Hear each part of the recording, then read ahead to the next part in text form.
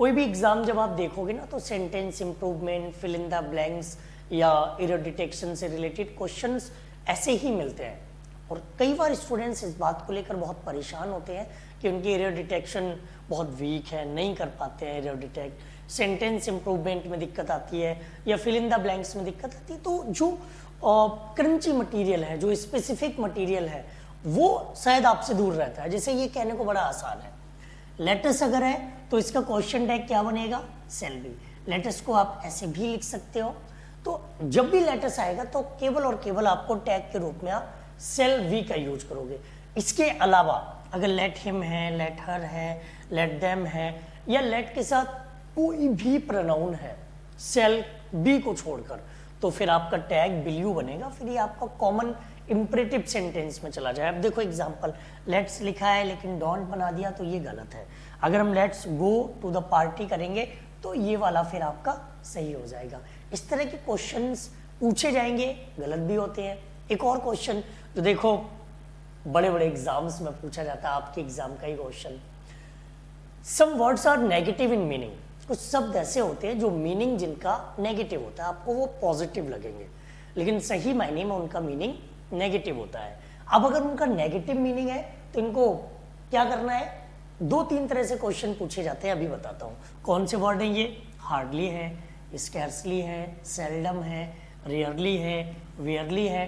अब इनका टैग हमेशा पॉजिटिव बनेगा। साथ ही साथ एक ऐसा भी क्वेश्चन बनेगा कि इनके साथ कोई दूसरा नेगेटिव वर्ड आप यूज नहीं करोगे। इनके साथ नो, नॉट, नेवर इस तरह का कोई नेगेटिव वर्ड यूज नहीं होगा। तो college girls seldom bear saris these days, do they, गलत हो भी सकता है, नहीं भी हो सकता है। College girls seldom bear saris these days. अब कॉलेज गर्ल्स है, प्लूरल है, डू दे बियर की बात की है, प्रेजेंट इंडेफिनिट है, भाई नॉट तो नहीं लगाएंगे। मन तो करता है कि टैग में मेन पार्ट में नॉट नहीं है तो उधर नॉट लगा दे, लेकिन नॉट तो नहीं लगेगा। क्यों नहीं लगेगा, क्योंकि ये सेल्डम आ गया और ये खुद में नेगेटिव वर्ड है, अपने आप में ये नेगेटिव है। और अगर ये अपने आप में नेगेटिव है तो इसका जो टैग पार्ट रहेगा वो पॉजिटिव रहेगा। और यहाँ पर कभी कभी हम लोगों से गलतियां हो जाती हैं जल्दबाजी में, जब एग्जाम का प्रेशर होता है तो गलतियां होने के चांसेस बढ़ जाते हैं। अगला है first conditional sentence starting with if clause is used to express situations in which the outcome is likely to happen in future. जो फर्स्ट कंडीशनल सेंटेंस है उसका सीधा सा मतलब होता है कि यार फ्यूचर में ये काम हो सकता है, इस काम के होने के चांसेस हैं, ये काम होने के चांसेस बन रहे हैं कि ये हो सकता है।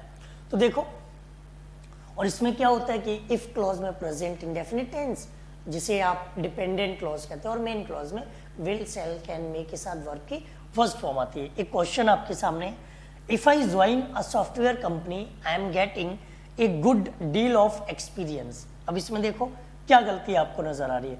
If I join a software company, ये आपकी डिपेंडेंट क्लॉज हो गई और इसमें आपका प्रेजेंट इंडेफिनिट आया हुआ है। I am getting a good deal of experience, अब आई एम गेटिंग इसे भी आपने प्रेजेंट कॉन्टिन्यूअस कर लिया, जबकि ये फिर कंडीशनल सेंटेंस के बेसिक रूल्स को ब्रेक करेगा। जब ये ब्रेक करेगा तो सब गलत हो जाएगा। तो इसमें आपको क्या करना है, आई एम गेटिंग की जगह पर आई विल गेट होना चाहिए। और देखो सीपीओ 2018 का क्वेश्चन है, भाई लेवल तो ऐसा ही चाहिए। कहीं नई दुनिया से क्वेश्चंस नहीं आते हैं, यही चीजों में हेर फेर करके अदल बदल करके क्वेश्चन पूछे जाते हैं, लेकिन आप उनमें गलतियां करेंगे तो फिर आप पीछे रहेंगे। नेक्स्ट अगला क्वेश्चन है, वी यूज जिरन वर्ब की आईएनजी फॉर्म आफ्टर प्रपोजिशन। कोई भी प्रपोजिशन यूज हो तो उसमें हम जिरन का यूज करते हैं। जिरन मतलब वर्ब की आईएनजी फॉर्म। केवल इसमें टू को याद रखना कि टू के साथ हम वर्ब की फर्स्ट फॉर्म यूज करते हैं और वो फिर इन्फिनेटिव के केस में चला जाता है। बाकी हर जगह पर आपको क्या यूज करना है, बाकी हर जगह पर आपको जिरन का प्रयोग करना। तो क्वेश्चन देखो, candidates preparing for the upcoming government exams must carefully go through the concept of rules of grammar as students tend to score in learn English. थोड़ा बड़ा है लेकिन पूरा पढ़ोगे तो आप जवाब दे सकते हो। अब जिस तरह के आपके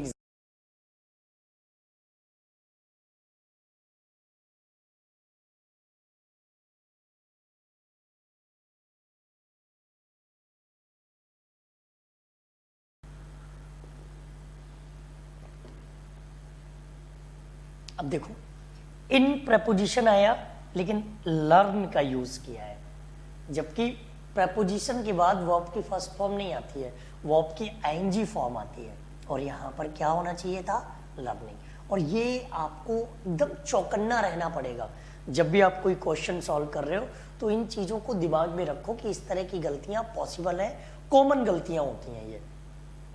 next rule, if it refers to a hypothetical situation and its probable result, in such case we use would plus verb की first form in the main clause and the simple past tense were या had in the subordinate clause, जिसे हम लोग fast desire, imaginary sentence या hypothetical sentence कहते हैं। जैसे अभी कुछ दिन पहले बजट आया और वो बजट किसी को अच्छा लगा, किसी को अच्छा नहीं लगा, और आपने बोला काश मैं भारत का फाइनेंस मिनिस्टर होता। अब अचानक से तो आप फाइनेंस मिनिस्टर नहीं बन सकते, हो सकता फ्यूचर में आपकी ये चीज़ पॉसिबल हो जाए। तो ये अभी के लिए क्या है, एक फास्ट डिजायर है, एक इमेजिनरी सेंटेंस है, एक हाइपोथेटिकल सेंटेंस है। और बारात में गए और देखा कि यार सिलेक्टेड लड़का या लड़की से शादी हो रही है, तो मन करता है यार काश मैं दूल्हा होता, काश मैं दुल्हन होती। तो ये हाइपोथेटिकल सेंटेंस हो सकता है, ये आपका इमेजिनरी सेंटेंस हो सकता है। ऐसी कंडीशन में आप क्या यूज करोगे, ऐसी कंडीशन में आप मेन क्लॉज में तो वुड के साथ वर्ब की फर्स्ट फॉर्म यूज करोगे, लेकिन जो डिपेंडेंट क्लॉज है उसमें आप हैड या वर का प्रयोग करोगे, सब्जेक्ट कोई भी हो। जैसे if I were a millionaire I would like two by a private jet. अब यहाँ पर आई के साथ वर आया, वैसे जनरली हम आई के साथ बाज का यूज करते हैं, यहाँ पर वर आया।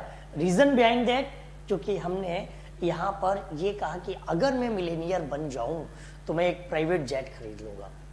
इस तरह के रूल्स हमेशा दिमाग में रखो, चाहे प्रैक्टिस कर रहे हो, चाहे प्रीवियस ईयर सॉल्व कर रहे हो,